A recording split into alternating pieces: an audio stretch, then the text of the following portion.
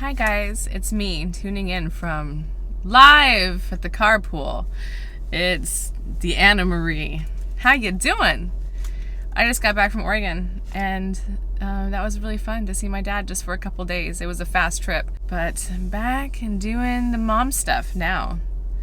I've had a lot to think about recently. You want to hear some interesting thoughts from me? Some of my overthinking. I have been overthinking some things, and it might make you guys laugh a little bit, but I recently realized that I underestimated a little bit about how my children may come to understand their identity, being both Caucasian and Asian. And while I don't think they're going to have a hard time adjusting, because I feel like we're going to be there for our kids enough that they're not going to have a difficult time with it, but I have realized that, okay, so first of all, my oldest son started pre-K, and he made friends, all Asian friends. I thought that was interesting. Not a big deal or anything, but I thought that was interesting because I think it has something to do with the way he currently associates himself. And then we had something kind of interesting happen. His best friend's mom told me that she thought that my son was Caucasian. Until she saw the youngest child, who looks more Asian to her, I guess. I realized that at some point, he's going to be put in the other category, where he may associate with being Asian, but other people may not think of him as being Asian. And I think that'll be an interesting time to navigate through, and I'm hoping that we can get him through it as painlessly as possible.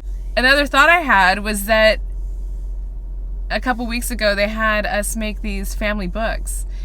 And it was all about him. So each book was all about the child, and he had an entire page that was dedicated to his family. And of course, half of his family is Asian and half of his family is Caucasian. And I don't think that has even registered with him very much yet, but I think this year it will be. And part of the reason why is because he is learning about himself and his identity. So the teacher sent a picture to me of him sitting with his friend looking over their About Me books. And in the picture, he was pointing to one of the family members. And I realized that he's going to have that realization that half of his family looks very different from half of his best friend's family, right? Because his family looks all Asian. Everybody has black hair. They all have Asian characteristics. And for super fast, that's not the case. So I think that it'll be an interesting time this year, because I think that right now he's going to be really learning about what it means to be Asian to him, what it means to be Caucasian to him, and how those sort of ideas and cultures play into his life. And it's something that I completely underestimated. But now that I'm watching him and I'm seeing some of it play out socially, I'm realizing that while I don't think it has to be a big deal, I can see how, it's going to be part of his development for sure. And one of the things I thought was interesting is I was talking to another mom, not from this school, but another mom at my gym who is in a mixed marriage. She's Caucasian. She's married to a Hispanic man, and they have two sons who are older, and they are bilingual. And her perspective was that it's no big deal. It is no big deal. And I'm hoping that's the case. But, I don't know how to say this, but sometimes I think that what we think is not a big deal as the parent may actually be something that the child is navigating through. And sometimes I think they might be navigating through it without their parents knowing. I really think that. And the reason I think that is that I have a lot of adult friends who are mixed and have told me that they've struggled with identifying with, either being one ethnicity or the other, or being seen a way that they felt different than. So I think it's kind of an interesting thing. As a parent, I don't want to bring it up too much, but I have decided that I'm going to be there and sort of listen to him and try to put the ears on really well and hear what he has to say about it. Because I think what may happen at one point is that he may be with a group of kids whose their first language may not be English. He may have a lot of Asian friends that all speak Cantonese or Mandarin, and his best friend English is not his first language.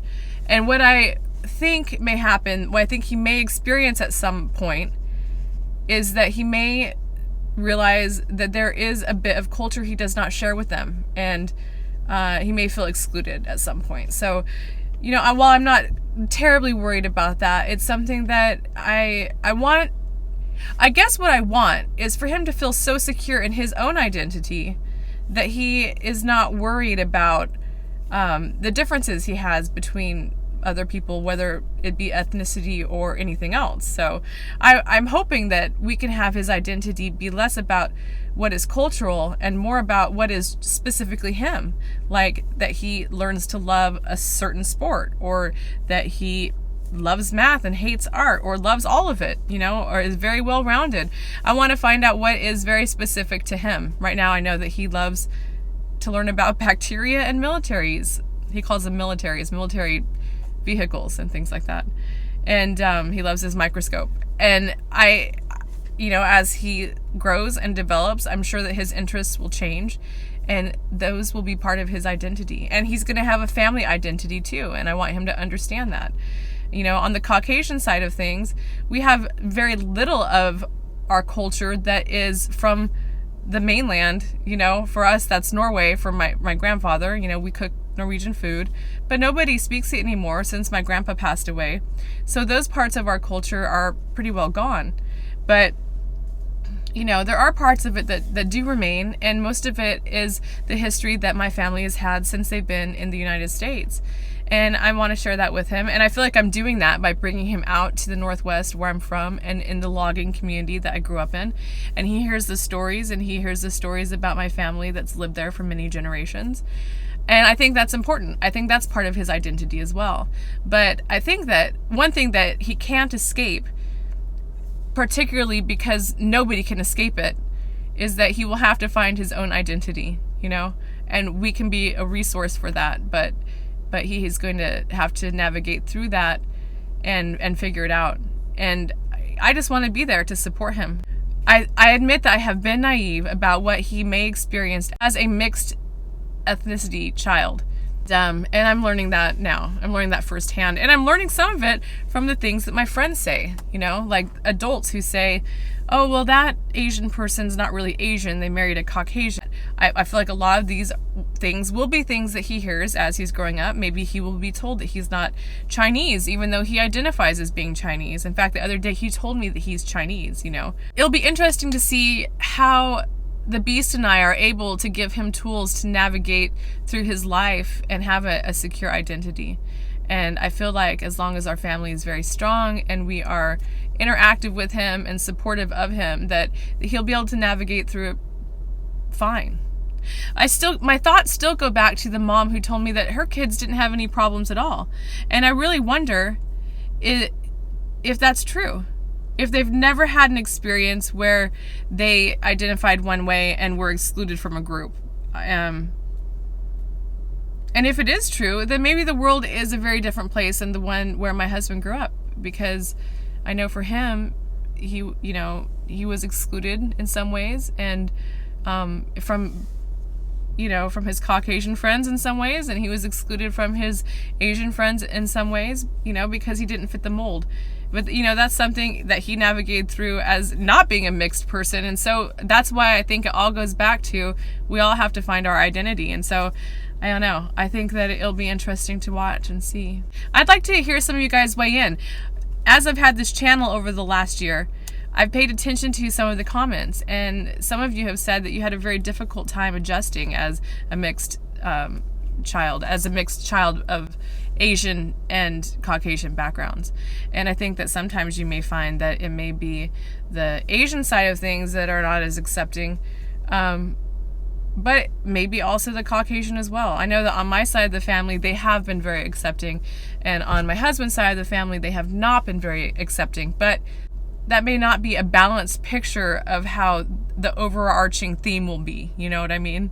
So I think we all have a tendency to to use our experiences and blow them up as though they're a snapshot of the whole world, and that's never accurate. So I'm really curious to see what my kids' experiences will be, and I want to hear what your experiences have been. And you know what I'd really like to hear? The things that you've struggled with and the things that could have made it easier, or the things that did make it easier for you as you were coming up in school and as you were learning to navigate and figure out your identity.